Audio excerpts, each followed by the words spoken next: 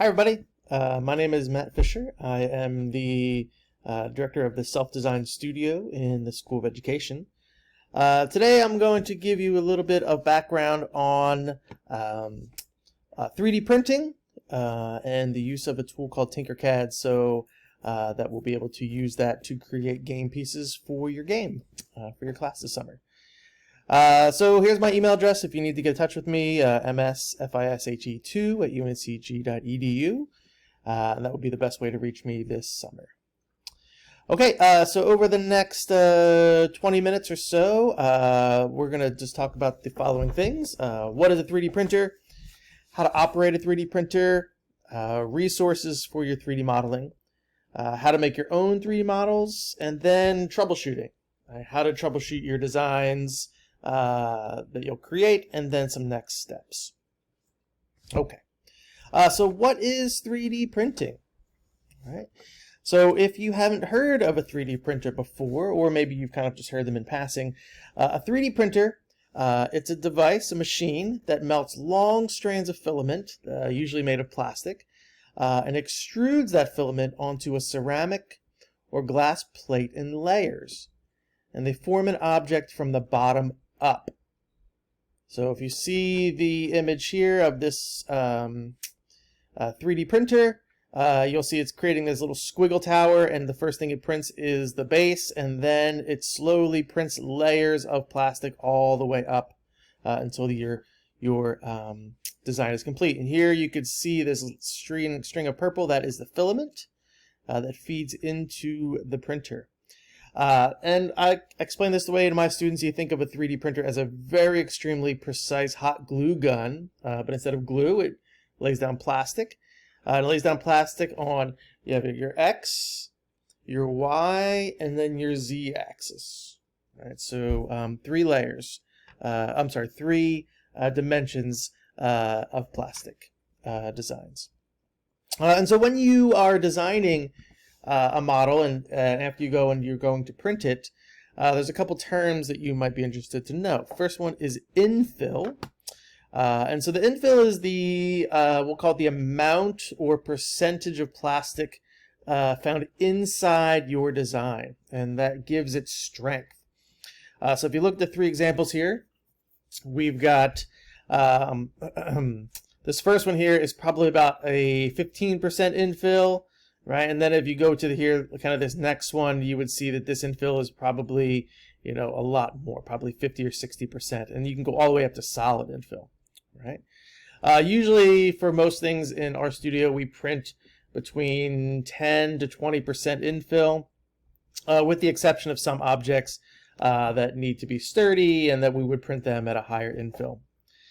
The second type of design feature here is called your shell, and if you look around the edge of this design, you'll see that there's almost like a solid square around it. And when you print a design, the first thing it does is it prints what's called the shell, which is the outside parameters, and then it goes in and it fills in a layer of infill, prints another shell, then prints another layer of infill, each time dropping your plate, and so it will print on top of the previous layer. Solid layers, like in this last example down here, you'll see that it's almost a solid piece of plastic on the top.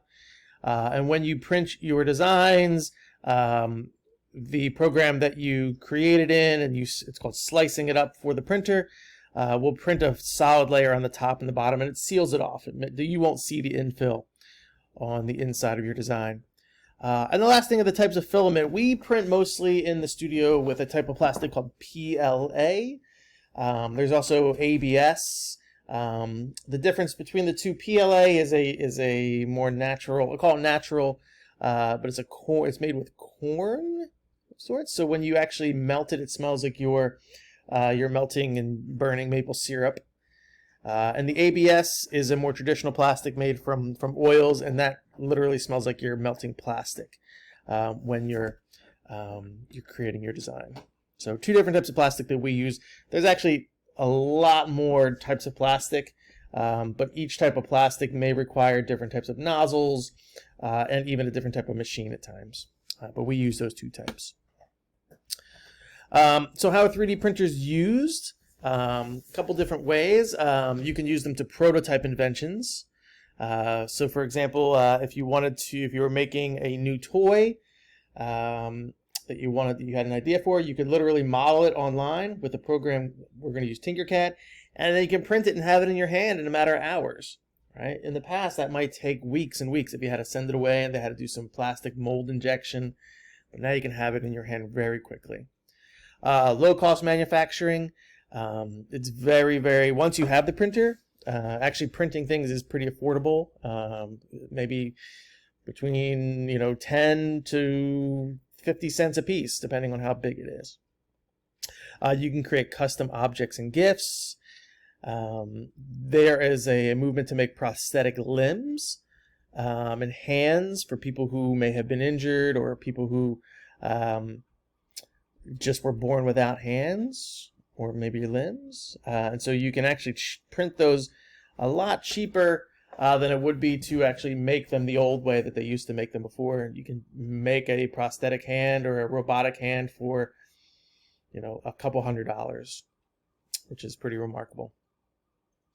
They're also printing food. I've seen pancake bots. I've seen chocolate bots making foods, but instead of plastic, it extrudes food.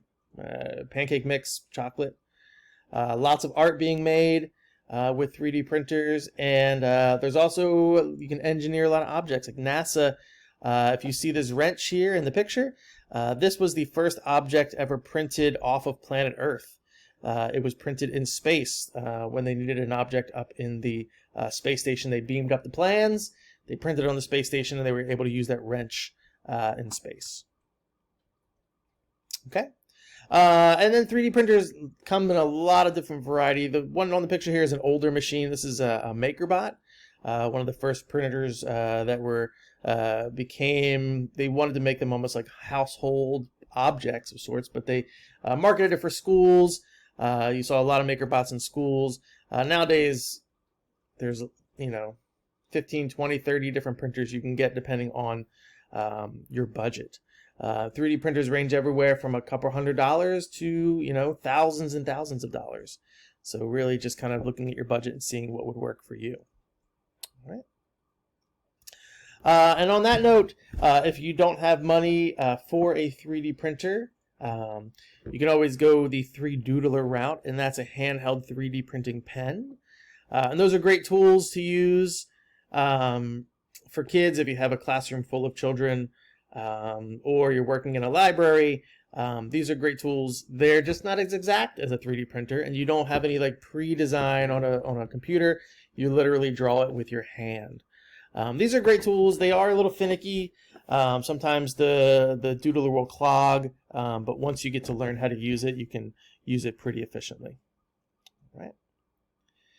And then we'll talk about how to use a 3D printer. There's a couple different 3D printers. This is the one we're going to talk about here. This is the types of printers that we have in the studio as well. I'll point out a couple parts. This is your filament spool, and the filament will be on a spool. Usually they sell it in half kilogram or kilograms, sometimes larger quantities than that. What happens is when the filament is fed up through this tube up into this extruder right here. Now the extruder, this is where the plastic will melt, and so each plastic has a specific melting point. So for example, most PLA plastics are at about 215 degrees. ABS is about 245 degrees. And so when it comes through, it keeps pushing the filament through, and then you get to what's called the hot end. This is where it literally is 215 degrees, and it melts that plastic. So it becomes it's a solid, then it becomes a liquid. And then there's a fan right here. And what happens is that fan is constantly blowing cool air on your print, and then it turns the plastic back to a solid in a matter of seconds. This plate, this printer, if I'm looking here, looks like the actual extruder head moves up and down, which I guess is one of the designs as well. The printers that we have in the studio, the plate here, the printing bed, actually moves up and is underneath the hot end, the extruder, and the hot end moves back and forth X and Y, and then the bed moves down on a Z axis. This printer looks like the extruder moves left and right and moves up as it's printing. All right, so just different designs for different printers. Okay, and we're going to talk about some different resources here for 3D models. There's an alarm going off outside. Let me close the window. Sorry about that. A couple different resources for making 3D models. You can use a repository such as Thingiverse and My Mini Factory. Let me pull open Thingiverse right here so I can show you what we're talking about. And Thingiverse is a 3D repository for 3D printed objects. And so you can see I put in here cats, and you'll see all the different things that you can download and then print if you have access to a 3D printer. All right, let's look up dogs. Will be equal to our pet populations here. So if you look under dog, okay, look here, we've got this little dog right here. Like, you've got models of dogs. You have, this looks like a it's like a little bag holder for your poop bags. You've got dogs in hats. That's pretty funny. But let's say we needed something useful. Let's say we need a coffee maker, something for our coffee maker piece. Let's see what comes up here. And just out of curiosity, look, there's a coffee dispenser. Here's a K-cup coffee filter press. You've got, let's see, there's a coffee scoop holder, right? Here's a French press handle. That's pretty good, right?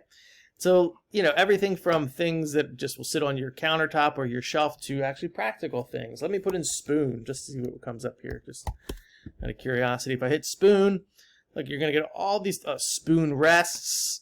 You've got measuring spoons. You've got a fork and a knife. Here's a Millennium Falcon candy dish. That's amazing. Look, a shoe horn, right? So you can see all these different objects that you could literally download and print. So I'll click on this just to show you a couple things that you want to look for on here. It's like the social media of 3D printing. Here's your link for the files. It'll give you the file, which is in an STL format, which stands for stereo lithograph. You've got lots of comments. This one only has one comment, but it's good to read those. The makes are, people will actually put pictures of things, prints that they've made, so you know, does this thing actually print? And remixes too. So remixes are like someone has taken that design and they've changed it a little bit. Right. You also want to look for in this, here, some things you want to look for are like how many people have shared it or made it, and that'll be a good sign if the print is a good one. Okay. There's also other things you can use if you want to make your own model. We're going to use Tinkercad today, but then you can actually go all the way up to more complicated versions. Like Fusion 360 is a very advanced 3D modeling program. So if you're really interested in exploring the different tools, you can work your way through these different types of programs.